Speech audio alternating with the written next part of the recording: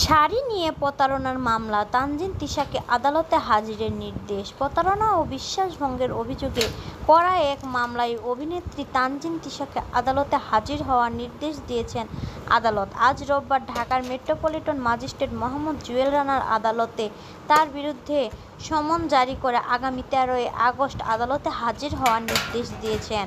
বাদীপক্ষের আইনজীবী সলিমুল্লাহ সরকার প্রথম আলোকে এ তথ্য নিশ্চিত করেছেন। মামলার অভিযোগে বলা হয়, অনলাইন ভিত্তিক ফ্যাশন পেজে অ্যাপনিয়া থেকে 28,800 টাকা মূল্যের একটি শাড়ি নিয়ে সেটির প্রতারণা ও মূল্য পরিশোধের প্রতিশ্রুতি দিয়ে তানজিন তিশা, তবে পরে তিনি যোগাযোগ বিচ্ছিন্ন করে। এ ঘটনায় পেজটির প্রশাসক আমিনুল ইসলাম প্রতারণা ও বিশ্বাসভঙ্গের অভিযোগে 2025 সালের নভেম্বরে আদালতে মামলা করেন। মামলার পর আদালতের বাদীর জবানবন্দি গ্রহণ করে ঢাকা মহানগর গোয়েন্দা পুলিশ ডিবি তদন্ত করে প্রতিবেদন দাখিলের নির্দেশ দেন। সম্প্রতি ডিবির জমা দেওয়া এই প্রতিবেদনে আদালত আমলে নিয়ে সমন জারি করে তানজিন তিশাকে আদালতে হাজির হতে নির্দেশ দিয়েছেন বলে জানান বাদীপক্ষের আইনজীবী সলিমুল্লাহ সরকার।